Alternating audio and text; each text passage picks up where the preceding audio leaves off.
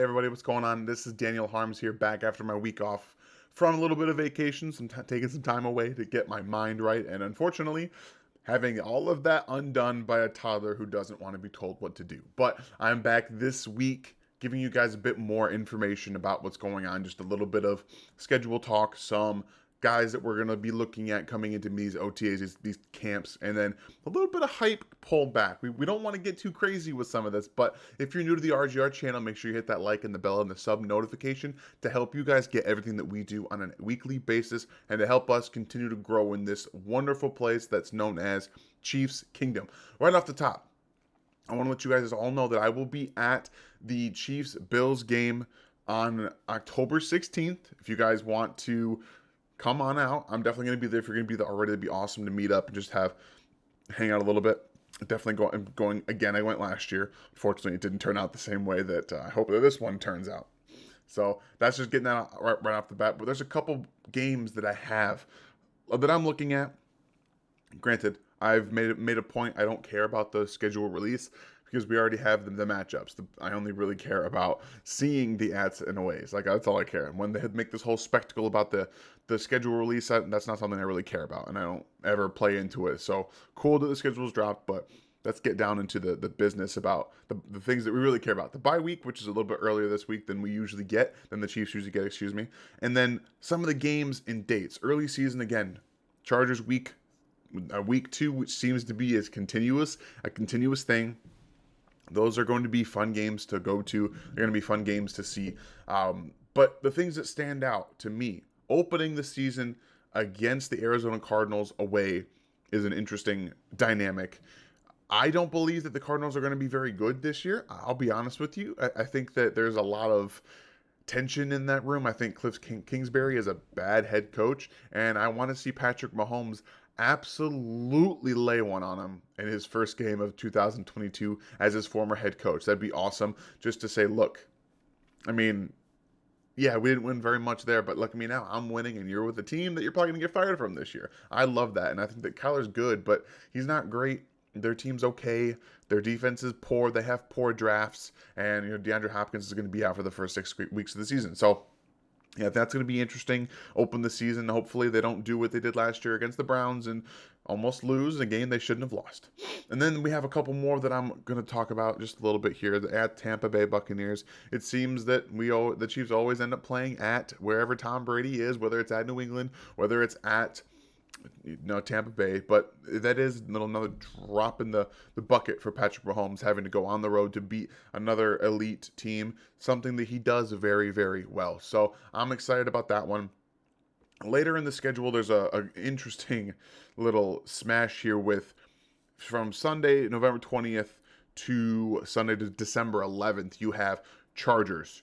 You're at Chargers, home against the Rams, away against the Bengals, and then away again at the Denver Broncos. That's a 4-game stretch that could be very, very impactful for the Chiefs, possibly getting the first round bye. We assume that the Chiefs would be in contention for at least that every single year, but with everything that's happening in the AFC West, specifically this season, they're going to have to pay their dues much more than in recent memory against teams like the Broncos, the Raiders, and the Chargers. So it's going to be a battle in that division, but those games could play a huge role in how it all shakes out with Kansas City with the 1 seed, or even winning the AFC West with those at Chargers and at Denver games against Justin Herbert and then Russell Wilson. So that's going to be a lot of fun to watch. Just some of the things that I noticed off the top. They also end the season at the Raiders, so the Chiefs might end up having to play Patrick Mahomes, especially if it comes down to winning the AFC West in that final game, which is something they don't want to do. But interesting stuff on the schedule, just off the top. But there's always some interesting things that happens throughout the course of a season, and specifically players that we're going to look into going through these OTAs and things like that. But we're going to talk a little bit about some of the rookies and how we can learn to watch and let them develop. There's a couple players that they took, specifically a guy like Josh Williams, who's going to be more of a developmental guy coming from Fayetteville State. We have to temper some of the expectations, especially with the way that they've brought in more corners to play now. with Lonnie Johnson drafting all those secondary members, there's going to be a little bit of a time gap now in where they can actually let him develop.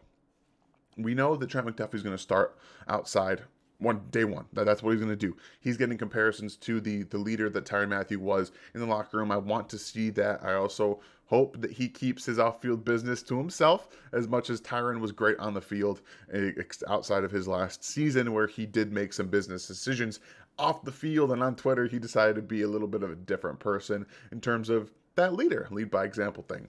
Didn't really pay attention too much to that. But each person's their own. You live and die with what you are. And the Chiefs knew who he was, and then at the end there, it kind of got away from him. But Trent McDuffie's going to start. Perfect. We're going to see how the rest of the secondary room shakes out. There's a lot of bodies in there now, lots of players, and Joshua Williams is a guy that I really want to see play. We just have to understand that he's going to be kind of a project. He's not like a day one starter type of guy, but he has the physical tools that Kansas City's looking for in this defense. So I'm excited to see his progression. Maybe we get to see him later in the season. Maybe we really ideally get to see him in the preseason and see how he does there, because you're going to, again, go up against much better competition that he faced at Fayetteville State, even against some of the second and third teamers that they're going to try out there against him. So I want to see how he matches up there. Really one of the guys that I'm looking at in this OTAs, into training camp, into the preseason type of view. This is a long ways away, but we just want to get eyes on some of these players. But then the last thing that we're going to talk about today is the hype train for some of these guys. I do think that as much as everyone wants to believe that Justin Ross, including myself, can get back to his form from 2019, where he was arguably one of the best receivers in the entire country at Clemson, we have to slow down a little bit. Because when we go from 2019 into 2020, before it was revealed that he had that surgical, he had to have his spine surgery, he did not develop. Okay, he dominated in his first season. I think large in part because, one, Trevor Lawrence was excellent and allowed him to be unknown. He was an unknown, really, in that he was just able to dominate, play his own game. Defenses will adjust to you eventually, even in the ACC, the Pac-12, things like that. They will eventually adapt to your skill set. And it didn't see much development in 2020. And obviously there's still room for him to improve in terms of becoming an NFL player. But I personally think we have to slow a little bit. You always want to you can get as excited about a player as you want to. That's fine. You can be excited. You can be pumped. I think that the expectations in terms of him being a shoo-in to make the roster are what people like myself need to tone down a little bit. I can get carried away at times on Twitter, but that is Twitter. Try to stay on that side. But Justin Ross has a shot to make this roster. If he's healthy, if he looks good, if he's developing in camp, he will have a shot to make the back end of this Chiefs roster. It is stacked up top with the four guys that we know. There's really two spots that the Chiefs are going for, the 5 and 6. Special teams, going to be huge. Making those, I think Doris Fountain, depending on Cornell Powell, what he's done this offseason. I know he's been training with Mahomes as well. And if he's going to play special teams, can really help get you on that. So a guy like Josh Gordon, I think, is going to be difficult to get on the roster. And because there's a lot more younger players that have more upside left in their deals and left in their careers to play with. So I know a lot of people want to shoe in Josh Gordon in making the roster. I'm more of maybe they're going to see some of the younger guys take over and play and get, especially because they actually contribute to special teams. Gordon's not going to do that at his stage. So if we just give him the 5th spot, I'm not super comfortable with the amount of upside there as the player. Also, you're not getting much production off of a return guy or a gunner or something like that. So there are some things to be looking out for. And then one player that I talked about since he was drafted, who could make this roster day one as a 7th round undrafted player and be impactful, is Isaiah Pacheco, the guy that I believe can really be a return man. He looks the part of a return man, the way he explodes forward. He can make some cuts left and right, but really what it comes down to is, can you make the big play?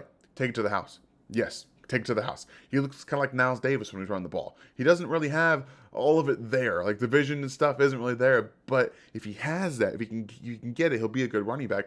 but you don't need that to be a great returner. Niles Davis was a very good returner for Kansas City. I think that Pacheco can do that day one because of the running style he has and the explosion and the deep speed to take it to the house. So I'm excited about what he can bring from a special team standpoint day one.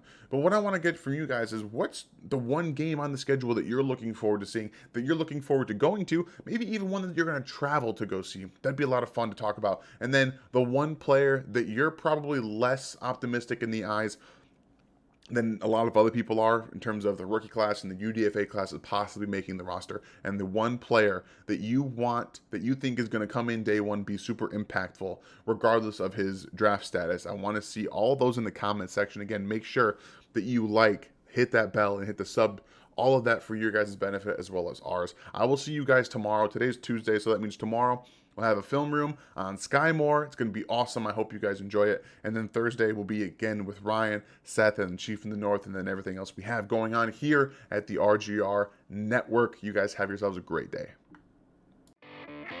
Thanks for watching this video from the team at RGR Football. Click these videos to see more and subscribe to RGR Football.